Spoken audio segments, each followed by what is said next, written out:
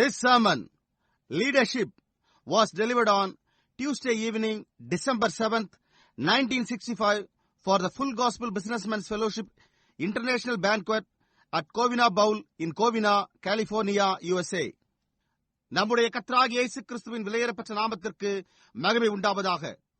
நம்முடைய அருமை சகோதரனும் இக்கடைசி கால தீர்க்கதரிசியுமான வில்லியம் மரியன் பிரண்ணாம் அவர்களால் 1965 வருடம் டிசம்பர் மாதம் 7ஆம் தேதி செவ்வாய்க்கிழமை மாலையில் அமெரிக்கா கலிபோர்னியா கோவினாவில் உள்ள கோவினா பவுல் என்ற இடத்தில் நடைபெற்ற சர்வதேச முழு சுவிசேஷ வர்த்தக புருஷர்களுடைய ஐக்கிய விருந்திலே லீடர்ஷிப், வழிநடத்தும் தன்மை என்ற தலைப்பின் கீழ் கொடுக்கப்பட்ட செய்தியை இப்பொழுது நீங்கள் தமிழாக்கத்துடன் கேட்கப் போகின்றீர்கள்.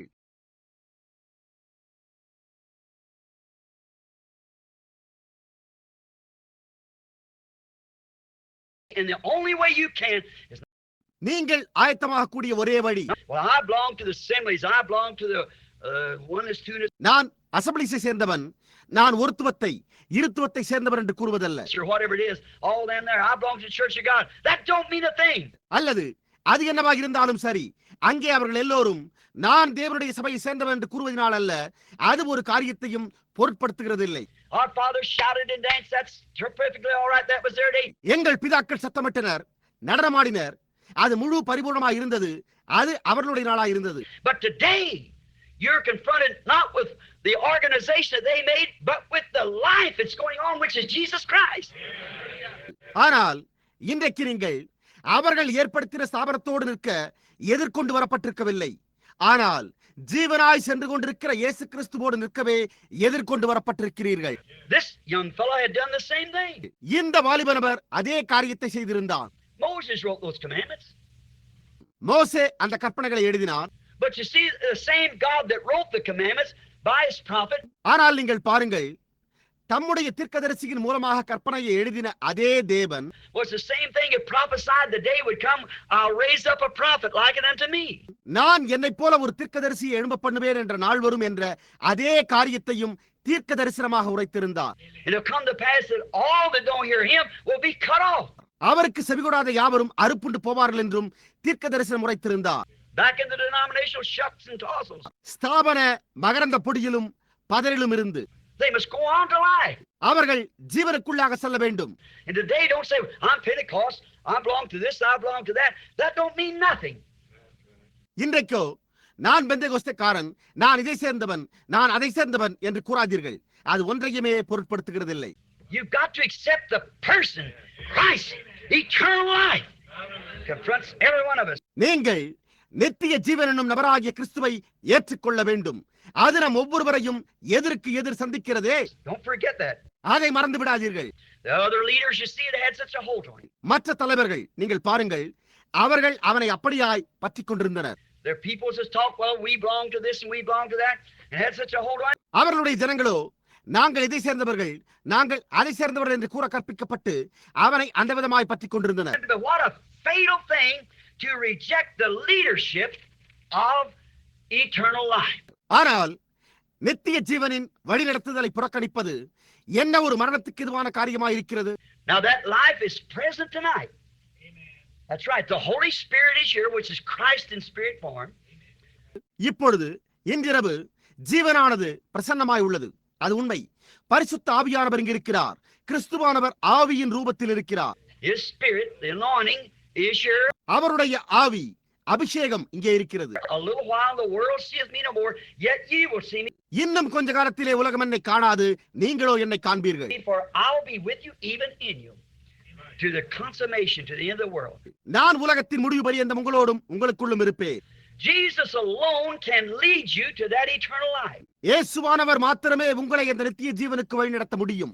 There's no church, no denomination, no preacher, no priest, no nothing else can lead you to it. எந்த சபையும், எந்த ஸ்தாபனமும், எந்த பிரசங்கியும், எந்த ஆசாரியனும் வேறு எதுவுமே உங்களை அதற்கு வழிநடத்த முடியாது. You must be led by him. The only one that can lead you. நீங்கள் அவரால் வழிநடத்தப்பட வேண்டும். உங்களை வழிநடத்தக்கூடிய ஒருவர் அவரே. Could you imagine him leading you out of his word, which that's him? அவர் வார்த்தையாயிருக்கிற தமிழிலிருந்து உங்களை புறம்பே வழிநடத்துவார் என்று உங்களால் கற்பனை செய்து பார்க்க முடிகிறதா? And if he is the word and you're a part of him, won't you be a part of the word?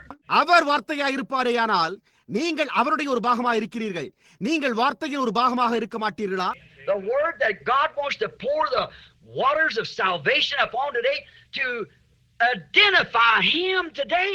வார்த்தையாயிருக்கிற தேவன் இன்றைக்கு ரட்சிப்பின் தண்ணீரை ஊற்றி தம்மை இன்றைக்கு அடையாளம் கண்டு கொள்ள விரும்புகிறார். Like the apostles identified him. அப்போஸ்தலர்கள் அவரை அடையாளம் கண்டு கொண்டது போல, Like Luther, like Wesley, like the people in them days identified him. லூத்தரை போல, வெஸ்லியை போல, அந்நாட்களில் ஜனங்கள் அவரை அடையாளம் கண்டு கொண்டது போல அடையாளம் கண்டு கொள்ள விரும்புகிறார். And this is another age. It's a word. இது மற்றொரு காலமாயிருக்கிறது. இது வார்த்தையாயிற்றே. The word said these things that we're seeing taking place now is predicted to take place in this hour. வார்த்தை கூறின இந்த காரியங்கள் இப்பொழுது சம்பவிக்கிறதை நாம் பார்த்துக் கொண்டிருக்கிறோமே, அவைகள் இந்த வேளையில் சம்பவிக்கும்படி முன்னுரைக்கப்பட்டிருக்கின்றன. So accept Jesus Christ and let him lead you to the eternal life. ஆகையால் இயேசு கிறிஸ்துவை ஏற்றுக்கொள்ளுங்கள், அவரே உங்களை நித்திய ஜீவனுக்கு வழிநடத்தட்டும். Though he had achieved, this young fellow, he had achieved all good things. In school, been fine. இந்த வாலிபனவர் அவன் சாதித்திருந்த போதிலும் அவன் எல்லா நல்ல காரியங்களையும் அடைந்திருந்தான். பள்ளியில் அருமையானவனாக இருந்து வந்தான். As a good boy, no doubt he'd been good. ஒரு நல்ல பையன் என்பதில் சந்தேகமே இல்லை. அவன் நல்லவனாகவே இருந்து வந்தான். As a real father and listen to his daddy in business, he'd been a good boy. ஒரு உண்மையான தகப்பனுக்கு வியாபாரத்தில் தன்னுடைய தகப்பனாருக்கு செவி கொடுத்து ஒரு நல்ல பையனாய் இருந்து வந்தான். Good to his parents, he'd been loyal to his priest. அவருடைய பெற்றோருக்கு நல்லவனாய் இருந்தான். அவன் தன்னுடைய ஆசாரியனுக்கு விசுவாசம் உள்ளவனாய் இருந்து வந்தான். He'd been loyal to his church. He had been loyal to the commandments of God. அவன் தன்னுடைய சபைக்கு விசுவாசம் உள்ளவனாய் இருந்து வந்தான். அவன் தேவனுடைய கற்பனைகளுக்கு உத்தமமாய் இருந்தான். But he lost the greatest thing. ஆனால் அவன் மகத்தான காரியத்தை இழந்திருந்தான். And the rest of them didn't mean very much to him when he turned down the leadership of eternal life, Jesus Christ. அவன் நித்திய ஜீவனாகிய இயேசு கிறிஸ்துவின் வழிநடத்துதலை நிராகரித்த போது மற்றவைகள் அவனுக்கு ஒன்றுமற்றதாகிவிட்டது. Notice, this leadership confronts every one of us today. கவனியுங்கள், இந்த வழிநடத்துதல் இன்றைக்கு நம் ஒவ்வொருவரையும் சந்திக்கிறது. The same thing as it did that young man. No matter how religious we are. அந்த வாலிபரை சந்தித்த அதே காரியம் நம்மை சந்திக்கிறது. நாம் எவ்வளவு பக்தி உள்ளவர்களாக இருக்கிறோம் என்பது ஒரு பொருட்டல்ல. You may be Catholic, you may be Baptist, Methodist, or you may be Pentecostals or whatever you are. நீங்கள் கத்தோலிக்கராய் இருக்கலாம், நீங்கள் பாப்டிஸ்டாய், மெத்தோடிஸ்டாக இருக்கலாம், அல்லது நீங்கள் பெந்தேகோஸ்தேக்காரராய் இருக்கலாம், அல்லது நீங்கள் யாராய் வேண்டுமானாலும் இருக்கலாம். This same thing confronts you tonight. Eternal life. That's acceptance of Jesus Christ. இந்த அதே காரியம் உங்களை இன்றிரவு சந்திக்கிறது. நித்திய ஜீவன், அதாவது இயேசு கிறிஸ்துவை ஏற்றுக்கொள்ளுதல். We are given this opportunity. நமக்கு இந்த தருணம் அளிக்கப்பட்டிருக்கிறது. Sometime in life we have to confront the thing just like this young man did. இந்த வாலிபன் சந்தித்ததை போன்ற காரியத்தை நாம் சில நேரத்தில் ஜீவியத்தில் சந்திக்க வேண்டியவர்களாய் இருக்கிறோம். Because you are a mortal being and you're giving the opportunity of choice. ஏனென்றால் நீங்கள் அழிவுக்குரியவர்களாக இருக்கிறீர்கள். உங்களுக்கு தெரிந்து கொள்வதற்கான தருணம் அளிக்கப்பட்டிருக்கிறது. You have a choice. உங்களுக்கு ஒரு தெரிந்து கொள்ளுதல் உண்டு. God made it so you can choose. If he put Adam and Eve on free moral agency so they could choose. நீங்கள் தெரிந்து கொள்ளும்படியாய் தேவன் அதை ஏற்படுத்தினார். அவர் ஆதாமும் ஏவாளும் தெரிந்து கொள்ளும்படியாக அவர்களுக்கு சுயாதீன செயல் உரிமையை வைத்தார். And then they made the wrong choice. அப்பொழுது அவர்கள் தவறான தெரிந்து கொள்ளுதலை செய்தனர். And see, he can do no more to you than he did to them. பாருங்கள், அவர் அவர்களுக்கு செய்ததை காட்டிலும் உங்களுக்கு அதிகமாக செய்ய முடியாது. He's got to put you the same thing. So you can choose or reject. எனவே நீங்கள் தெரிந்து கொள்ளக்கூடிய அல்லது புறக்கணிக்கக்கூடிய அதே காரியத்தை அவர் உங்களுக்கு வைக்க வேண்டும். You have a choice. Let's look at some of them. உங்களுக்கு ஒரு தருணம் உண்டு. நாம் அவர்களில் சிலரை பார்ப்போமாக. You have a choice as a young man whether you're going to have an education or not. You have that choice. நீ ஒரு வாலிபராய் இருக்கிறபடியால் நீ கல்வி கற்க போகிறாயா அல்லது இல்லையா என்ற ஒரு தருணம் உனக்கு உண்டு. உங்களுக்கு அந்த தருணம் உண்டு. You can want to just not have it, you just refuse it. நீங்களோ அதை வேண்டாம் என்று கூறக்கூடும். நீங்கள் அதை மறுத்துவிட முடியும். You have a choice of your conduct. உங்களுடைய நடத்தையை குறித்த ஒரு தருணம் உனக்கு உண்டு. I'm going to hurt just a little bit here. நான் இங்கு சற்று புண்படுத்த போகிறேன். புரிகின்றதா?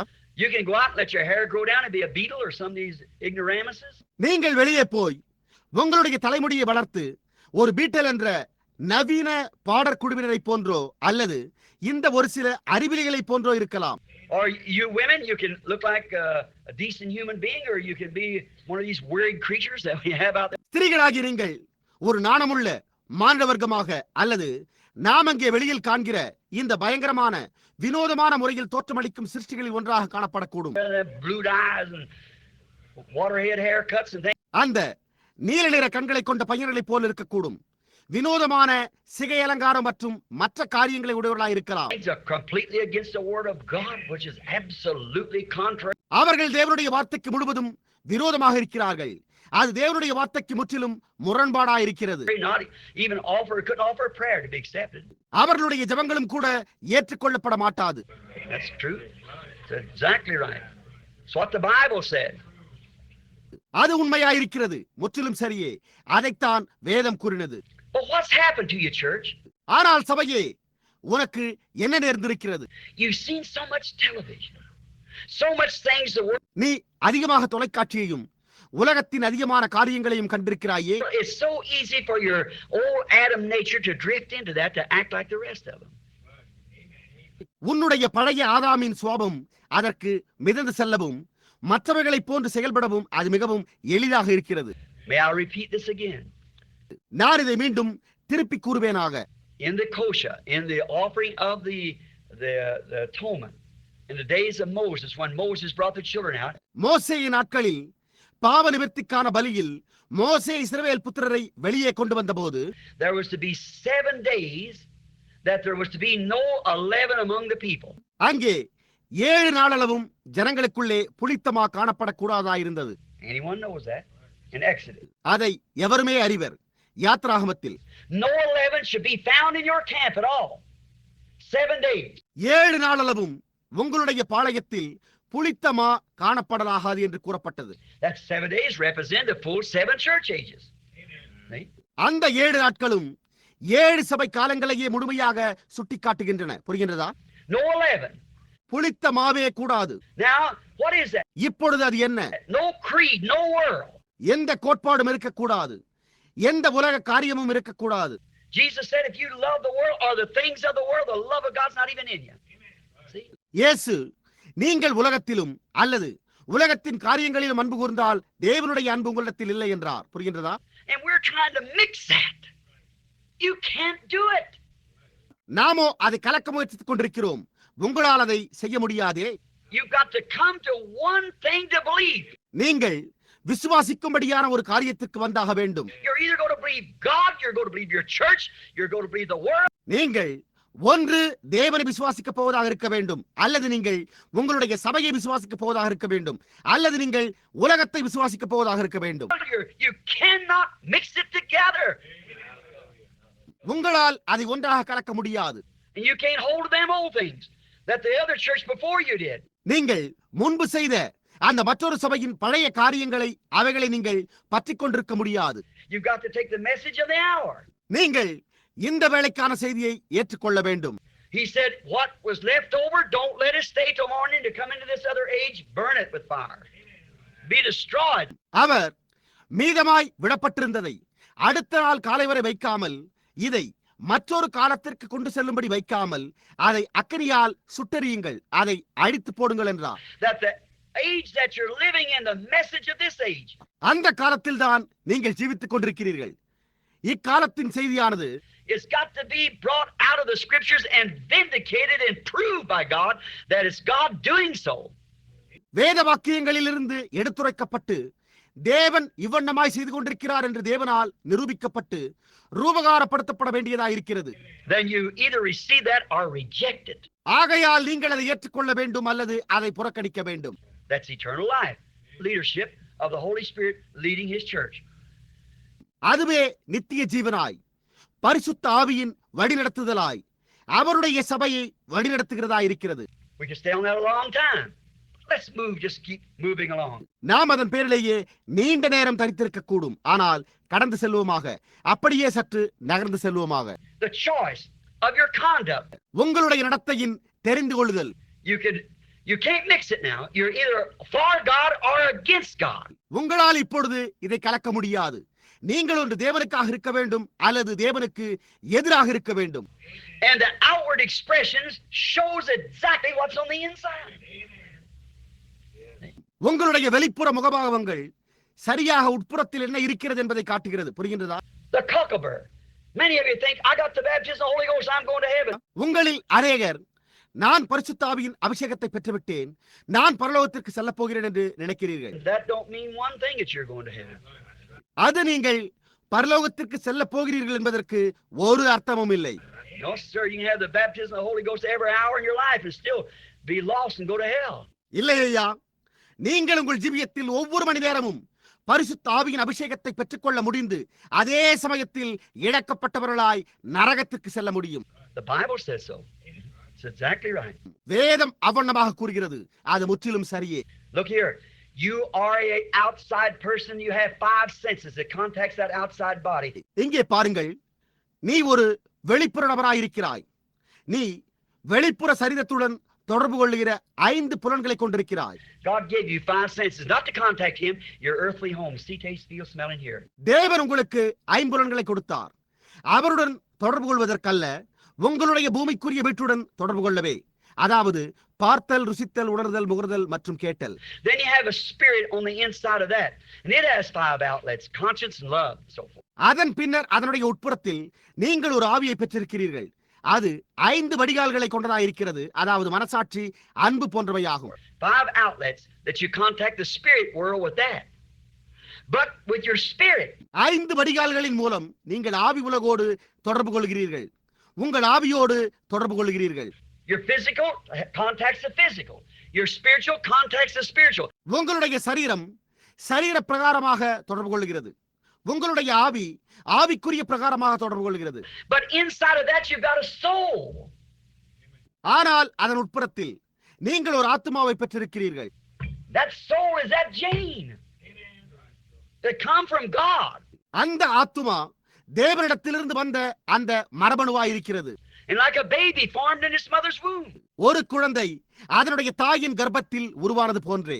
When the baby comes into the mother's womb, but the little germ, it crawls into the egg. குழந்தையானது அந்த சிறு உயிரணுவின் மூலம் தாயினுடைய கர்ப்பத்திற்கு வருகின்ற போது அது முட்டைக்குள் ஊர்ந்து செல்கிறது. It doesn't form one cell a human, the next a dog, the next a cat, the next a horse.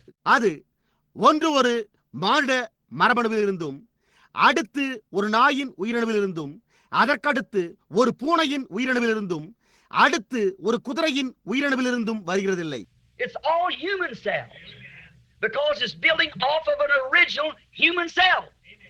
அவை யாவுமே மானிட மரபணுக்களாகவே இருக்கின்றன. ஏனென்றால் அது மூல மானிட மரபணுவில் இருந்து உருவாகிக் கொண்டிருக்கிறது. And when a man has been born again by the word of God, predestinated to eternal life, called the elected. அழைக்கப்பட்டு தெரிந்து கொள்ளப்பட்டு நித்திய ஜீவனுக்கென்று முன்குறிக்கப்பட்ட ஒரு மனிதன் தேவனுடைய வார்த்தையினால் மீண்டும் பிறந்திருக்கின்ற போது, it'll be word of God on top of word, word on word. அது தேவனுடைய வார்த்தையின் மேல் வார்த்தையாய் வார்த்தையாய் வார்த்தையாகவே இருக்கும். Not a denomination, a creed, and then a word. ஒன்று ஸ்தாபன கோட்பாடாயும் அதன் பின் மற்றொன்று வார்த்தையாய் அதன் பின் மற்றொன்று ஒரு கோட்பாடாய் இருக்காது. It won't work. You can't have that living in it. அது கிரியையும் செய்யாது. நீங்கள் அதில் அந்த புளித்தமாவை உடையவர்களாய் இருக்க முடியாதே. Only one eternal life. Jesus Christ the Word. ஒரே ஒரு நித்திய ஜீவன், அது வார்த்தையாகிய இயேசு கிறிஸ்துவே. In the beginning was the Word was with God, and the Word was God, and the Word was made flesh and dwelt among us. ஆதியிலே வார்த்தை இருந்தது, அந்த வார்த்தை தேவனிடத்தில் இருந்தது, அந்த வார்த்தை தேவனாய் இருந்தது, அந்த வார்த்தை மாம்சமாகி நமக்குள்ளே வாசம் பண்ணினார். Friends, you feed my children. நண்பர்களே, நீங்கள் என்னுடைய பிள்ளைகளை போஷிக்கிறீர்கள். You send me across the mission fields to the world to bring the message. நீங்கள் என்னை இச்செய்தியை கொண்டு செல்லும்படி உலகத்தின் பல்வேறு பாகங்களுக்கு அனுப்புகிறீர்கள். I got to be sincere with you. எனவே நான் உங்களோடு உத்தமமாய் இருக்க வேண்டும். What I'm looking at, maybe you don't see, That's what I'm here to try to tell you. நான் பார்த்துக் கொண்டிருக்கிறதை நீங்கள் காணாதிருக்கலாம். அதைத்தான் நான் உங்களுக்கு இங்கு சொல்ல முயற்சிக்கிறேன். It's not because I don't love people, it's because I do love people. Corrective. இது நான் ஜனங்களை நேசிக்கவில்லை என்ற காரணத்தினால் அல்ல, இது நான் ஜனங்களை நேசிக்கின்ற காரணத்தினாலே ஆகும். திருத்துவதற்காகவே. When I see the slipping of the church, going on say, well, we did this and we did that. சபையானது நடுவி தூரமாய் சென்று நான் இதை செய்தேன், நான் அதை செய்தேன் என்று கூறுவதை நான் காணும்போது, and look around over the church and see that it just won't work. சபையையே சுற்றுமுற்றும் நோக்கி பார்க்கையில் அது கிரியை செய்யாது. Then look here in the Bible and see it's got to be that way. ஆகையால் இங்கே வேதாகமத்தில் நோக்கி பாருங்கள், அது முடிவு மட்டும் அந்த விதமாய் இருக்க வேண்டும் என்பதையே நாம் காண்கிறோம். That lukewarm Laodicean church age, putting Jesus out the word. அந்த வெதுவெதுப்பான லவோதிக்கேயா சபைக்காலம் இயேசுவை, வார்த்தையை வெளியே தள்ளிவிட்டது. He never called, he ain't gonna call no church. He said, as many as I love, I rebuke, I chasten them. அவர் ஒருபோதும் அழைக்கவே இல்லை. அவர் எந்த சபையையுமே அழைக்கப் போகிறதில்லை.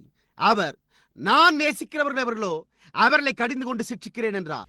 Taking the word and pounding on and telling you're wrong in it. வார்த்தையை எடுத்துக்கொண்டு அதன் மேல் அடித்து நீங்கள் இதில் தவறாயிருக்கிறீர்கள் என்று கூறுங்கள். That's the reason I love you. அந்த காரணத்தினால் தான் நான் உங்களை நேசிக்கிறேன். If you'll open the door and let me in, I'll come in and sup with you. நீங்கள் வாசலை திறந்து என்னை உள்ளே வர அனுமதித்தால் அப்பொழுது நான் உள்ளே வந்து உங்களோட போஜனம் பண்ணுவேன். Not a church he's done put out of that. ஒரு சபையில் அல்ல, அவர் அதிலிருந்து வெளியே தள்ளப்பட்டிருக்கிறார். She's headed for the ecumenical council. அவளோ உலக சபைகளின் ஆலோசனை சங்கத்தை நோக்கி சென்றிருக்கிறார். That's where she's gone. Right back into Rome where she come from. அங்குதான் அவள் சென்றிருக்கிறாள். அவள் வெளியே வந்த ரோமாபுரிக்குள்ளேயே மீண்டும் சரியாக சென்று விட்டாள். It's exactly I've got that wrote on paper from 25 years ago, 33 years ago. And there it is. அது முற்றிலும் சரியே. 25 அல்லது 33 வருடங்களுக்கு முன்னர் நான் அதை காகிதத்தில் எழுதி வைத்திருந்தேன். இதோ அது இருக்கிறது. It's not only that, it's wrote in the Bible. அது மட்டுமின்றி அதை வேதத்திலும் எழுதி வைத்திருக்கிறேன். From vision, she's gone back. There's no way of saving it. It's gone. ஒரு தரிசனமாக கண்டு எழுதி வைத்தேன். அவள் திரும்பி போய்விட்டாள். அவளை காப்பாற்ற வழியே கிடையாது. அது போய்விட்டது. It's going to be that way. அது அவ்விதமே இருக்க போகிறது. God's calling individuals. I stand at the door and knock. தேவன் தனிப்பட்ட நபர்களை அழைத்துக் கொண்டிருக்கிறார். நான் வாசற்படியில் நின்று தட்டுகிறேன். If any man, any person, one individual out of 1,000, it might be one out of 1,000,000. ஒருவன், எந்த நபராவது 1000-ல் ஒருவன், அது 10 லட்சத்தில் ஒருவனாயிருக்கலாம். As I said a few nights ago, when Israel come up out of Egypt, நான் ஒரு சில இரவுகளுக்கு முன்னர் கூறினது போலவே, இஸ்ரவேலர் எகிப்திலிருந்து வந்தபோது there were just 2 million people come, and just 2 people went in. One out of 1,000,000. 20 லட்சம் ஜனங்களாயிருந்தனர். 20 லட்சம். ஆனால் 2 பேர் உள்ளே பிரவேசித்தனர். 10 லட்சத்தில் ஒன்று. You know that? Caleb and Joshua. உங்களுக்கு அது தெரியுமா? காலேபும் யோசுவாவுமே. And Jesus, when he was on earth, இயேசு அவர் பூமியின் மேல் இருந்தபோது they said, our fathers eat manna in the wilderness. We're keeping the traditions and we're doing this. We know where we're staying. அவர்களோ எங்கள் பிதாக்கள் வனாந்தரத்தில் மன்னாவை புசித்தனர். நாங்கள் பாரம்பரியங்களை கைக்கொண்டு வருகிறோம். நாங்கள் இதை செய்து கொண்டிருக்கிறோம். நாங்கள் என்ன நிலையில் இருக்கிறோம் என்பதை நாங்கள் அறிவோம் என்றனர். He said, I know your fathers eat manna in the wilderness, and they're every one eternally separated. They're dead. அவரோ உங்கள் பிதாக்கள் வனாந்தரத்தில் மன்னாவை புசித்தனர் என்பதை நான் அறிவேன். ஆனால் அவர்கள் ஒவ்வொருவரும் நித்தியமாக பிரிக்கப்பட்டனர். அவர்கள் மரித்து போனார்களே என்றார். When the sperm comes from the male or female, there's 1,000,000 eggs comes, there's 1,000,000 germs come. ஆணிடத்திலிருந்து விந்தணுக்கள் வரும்போது பெண்ணிடத்திலிருந்து 10 லட்சம் முட்டைகள் தோன்றுகின்றன. 10 லட்சம் விந்தணுக்களும் உண்டாகின்றன. And out of all them little germs of the kind, அந்த எல்லா சிறு உயிரணுக்களில் இருந்தும், if it's from the male cow or the man or whatever it is, அது காளை மாட்டிலிருந்து உண்டானாலும் அல்லது மனிதனிடத்திலிருந்து உண்டானாலும் அல்லது அது என்னவாக இருந்தாலும், there's just millions of germs, 1,000,000 germs working. 10 லட்சம் உயிரணுக்கள், 10 லட்சம் உயிரணுக்கள் செயல்படுகின்றன. In there's only one of those germs that's ordained to life. ஆனால் அந்த உயிரணுக்களில் ஒன்றே ஒன்று மட்டுமே ஜீவனுக்கென்று நியமிக்கப்பட்டுள்ளது. For there's one egg over there fertile to meet it. அதே விதமாக அதை சந்திக்க அங்கே ஒரு செழிப்பான முட்டை மட்டுமே நியமிக்கப்பட்டிருக்கிறது. That's right. Only one egg it'll meet. அது உண்மை. அதை சந்திக்க ஒரே ஒரு முட்டை மட்டுமே உண்டு. Just like this body here sitting here, and the germ comes from God. இந்த சரீரம் இங்கே உட்கார்ந்திருக்க உயிரணு தேவனிடத்திலிருந்து வந்தது போன்றே. புரிகின்றதா? And watch that little germ come up among all these other germs. அந்த மற்றெல்லா உயிரணுக்களில் இருந்தும் அந்த சிறு உயிரணு மேலே எழும்பி And wiggle around them, right on past them, go over here and find that fertile egg and crawl right into it, and the rest of them dies. அவைகளை சுற்றி சுழன்று அவைகளை கடந்து அங்கே அந்த செழிப்பான முட்டையை கண்டடைந்து அதற்குள்ளாக ஊர்ந்து செல்கிறது. மற்றவைகளோ மரிக்கின்றன. What if it was that way with the church today? 1 out of a million. இன்றைக்கு சபையும் அவ்வாறே 10 லட்சத்தில் 1 என்று இருந்தால் என்னவாகும்? See where it would be? அது எங்கே இருக்கும் என்று பாருங்கள். Straight is the gate, narrow is the way, and few there'll be that'll find it. ஜீவனுக்கு போகிற வாசல் இடுக்கமும் வழி நெருக்கமாயிருக்கிறது, அதை கண்டுபிடிக்கிறவர்கள் சிலர். Because broad is the way that leads to destruction, and many there'll be a going thereat. கேட்டுக்கு போகிற வாசல் விரிவும் வழி விசாலமாயிருக்கிறது, அதன் வழியாய் பிரவேசிக்கிறவர்கள் அநேகர். Is that truth, Brother Branham? I don't know, but I'm misquoting Scripture. சகோதரன் பிரணாம், அது உண்மையா என்று கேட்கலாம். எனக்கு தெரியாது, ஆனால் நான் அப்படியே வேத வாக்கியத்தை எடுத்துரைத்துக் கொண்டிருக்கிறேன். புரிகின்றதா? Now you're ordained to life. இப்பொழுது நீங்கள் ஜீவனுக்கு நியமிக்கப்பட்டிருக்கிறீர்கள். You see it if you're ordained to see it. நீங்கள் அதை காண்பதற்கு நியமிக்கப்பட்டிருந்தால் நீங்கள் காண்பீர்கள். If you're not ordained to see it, you won't see it. நீங்கள் அதை காண்பதற்கு நியமிக்கப்படாதிருந்தால் நீங்கள் அதை காண மாட்டீர்கள். So they have eyes but they can't see, ears and can't hear. மேலும் அவர்கள் கண்களிலிருந்து காணாமலும் காதுகளிலிருந்து கேளாமலும் இருக்கிறார்கள் என்று கூறப்பட்டுள்ளதே. How thankful you should be, church. சபையே, நீ எவ்வளவு நன்றியுள்ளவளாய் இருக்க வேண்டும். How you should straighten yourself up from these things. How you should be on fire for God. இந்த காரியங்களிலிருந்து எப்படி நீ உன்னை சரிபடுத்திக் கொள்ள வேண்டும், நீ எப்படி தேவனுக்காக அனலாயிருக்க வேண்டும். That your eyes beholds what you see. Your ears hears the things you see. நீங்கள் காண வேண்டியதை உங்களுடைய கண்கள் காண்கிறதே, நீங்கள் பார்க்க வேண்டிய காரியங்களை உங்கள் காதுகள் கேட்கிறதே. Leadership. வழி நடத்துதலாயிற்றே. Why did you come here tonight? To hear a message like this. இதை போன்ற ஒரு செய்தியை கேட்க இன்றிரவு இங்கே ஏன் நீங்கள் வந்தீர்கள்? Branded across the world by the churches as a fanatic. நான் ஒரு மூட மதாபிமானி என்று சபைகளால் உலகம் முழுவதும் அடையாளம் காட்டப்பட்டிருக்கிறேன். Why did you come? நீங்கள் ஏன் வந்தீர்கள்? The Holy Spirit led you here. To listen. இங்கே செவி கொடுக்கும்படியாய் பரிசுத்த ஆவியானவர் உங்களை வழிநடத்தினார். புரிகின்றதா? புரிகின்றதா? Circumcise, cut away the things of the world, accept the leadership of Jesus Christ, or you'll perish as sure as the world. விருத்த சேதனம், உலகத்தின் காரியங்களை வெட்டி எறிந்து இயேசு கிறிஸ்துவின் வழிநடத்துதலை ஏற்றுக்கொள்ளுங்கள். இல்லை என்றால் நீங்கள் உலகத்தை போன்றே நிச்சயமாய் அழிந்து போவீர்கள். You have a choice of conduct. How you conduct yourself, that's up to you. உங்களுக்கு நன்னடத்தையை குறித்த ஒரு தெரிந்து கொள்ளுதல் உண்டு. நீங்கள் எப்படி உங்களை நடத்திக் கொள்ளுகிறீர்கள் அது உங்களை பொறுத்ததாக இருக்கிறது. You have a choice of wife. உங்களுக்கு மனைவியை குறித்த ஒரு தெரிந்து கொள்ளுதல் உண்டு. You go out and take your wife. நீங்கள் வெளியே போய் உங்களுடைய மனைவியை தெரிந்து கொள்ளுகிறீர்கள். You want to take a wife, you want to take one that's complementary to what you're planning your future home to be. நீங்கள் ஒரு மனைவியை தெரிந்து கொள்ள விரும்புகிறீர்கள்.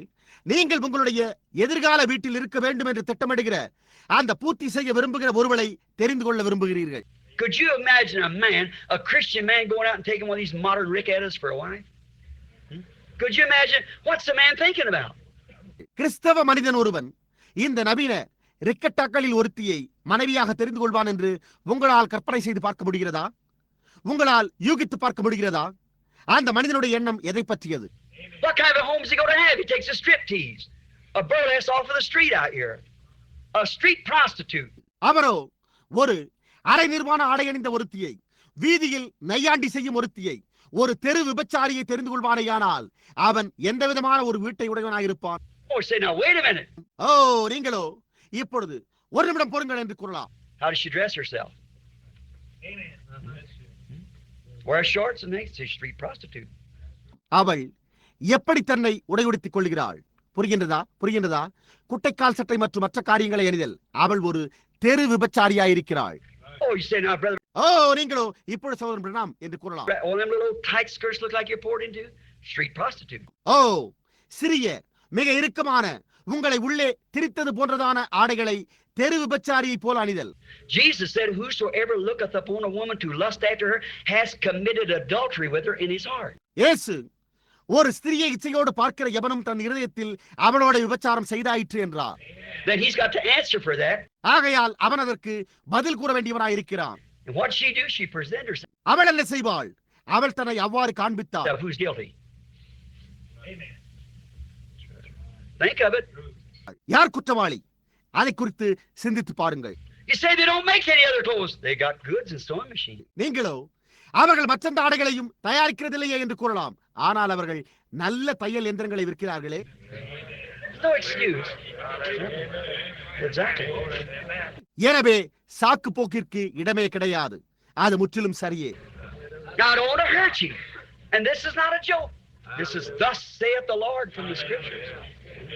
இப்பொழுது நான் உங்களை புண்படுத்த விரும்புகிறதில்லை. இது ஒரு கேலிக்கூத்தல்ல. இது வேதத்திலிருந்து வரும் கர்த்தர் உரைக்கிறதாவது என்பதாகும். It's exactly true, friend. நண்பனே, அது முற்றிலும் உண்மையே. I'm an old man. I haven't got much longer to stay. But I've got to tell you the truth. நான் ஒரு வயோதிப மனிதன். நான் நீண்ட காலம் தரித்திருக்க போவதில்லை. ஆனால் நான் உங்களுக்கு சத்தியத்தை கூறியாக வேண்டும். If this is my last message, it's the truth. See? இதுவே என்னுடைய கடைசி செய்தியா இருக்குமானால் இது சத்தியமே. புரிகின்றதா? Don't, sister. Don't, brother.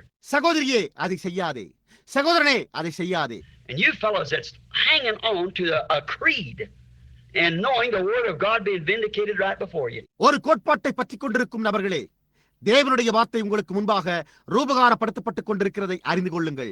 The baptism of the Holy Ghost and these realities that we have today. பரிசுத்த ஆவியின் அபிஷேகம் மற்றும் இந்த உண்மைகளை இன்றைக்கு நாம் பெற்றிருந்தும், And then because of your creed turn away from it? உங்களுடைய கோட்பாட்டு நிமித்தம் அதிலிருந்து விலகி விடுவீர்களா? How can you be a son of God and deny the word of God that's predicted for this last days that we're living in? நாம் ஜீவித்துக் கொண்டிருக்கிற இந்த கடைசி நாளுக்காக முன்னுரைக்கப்பட்டிருக்கிற தேவனுடைய வார்த்தையை மறுதலிக்கும் போது எப்படி நீங்கள் தேவனுடைய குமாரனாக இருக்க முடியும்? How can you do it? உங்களால் எப்படி அதை செய்ய முடியும்? How can the Bible call this? வேதம் இதை எவ்வாறு அழைக்க முடியும் என்றால், As I said last night about a king one time down in the south. கடந்த இரவு தென் பகுதியில் இருந்த ஒரு ராஜாவை குறித்து நான் கூறினேன். When they had the color down there was sold for slaves. அப்பகுதியில் அவர்கள் அடிமைகளாக விற்கப்பட்ட கருப்பு நிறத்தவர்களை கொண்டிருந்தனர். Well, there's no more than just a used car market. You get a bill of sales on them. ஏன்? அவர்கள் வழக்கமாக உபயோகப்படுத்தப்பட்ட கார்களை விற்பது போல அவர்களை சந்தையில் விற்று அவர்களுக்கான ரசீதை பெற்றுக் கொள்வர். I was alarmed at a little place I read one day where a broker come along to buy some, and he said, "Well, now I'd like." நான் அதை கேட்டு திடுக்கிட்டேன். ஒரு தரகன் சில அடிமைகளை வாங்க வந்ததை குறித்து ஒரு நாள் நான் வாசித்தேன். அந்த தரகனோ, இப்பொழுது நான் அடிமைகளை வாங்க விரும்புகிறேன் என்றான். They're sad. You'd have to whip them, make them work because it's away from home. அவர்களோ விசனமாயிருந்தனர். நீங்கள் அவர்களை சவுக்கால் அடித்தே வேலை வாங்க வேண்டும். ஏனென்றால் அவர்கள் தங்கள் வீட்டிலிருந்து தூரமாக இருந்தனர். They're sold slaves and they in a foreign country they know nothing about. அவர்கள் அடிமைகளாக விற்கப்பட்டிருந்தனர். அவர்கள் ஒரு அயல் நாட்டில் இருந்தபடியால் அவர்களுக்கு அதை குறித்து ஒன்றுமே தெரிந்திருக்கவில்லை. They'd never be back home again and they were sad. அவர்கள் ஒருபோதும் வீட்டிற்கு திரும்பி வர மாட்டார்கள். அவர்கள் விசனமாயிருந்தனர். You had to whip them, make them work. நீங்கள் அவர்களை அடித்தே வேலை வாங்க வேண்டியதாக இருக்கும். But this broker come by a certain plantation. ஆனால் இந்த தரகன் ஒரு குறிப்பிட்ட தோட்டத்திற்கு வந்தான். One young fellow there with his chest out, his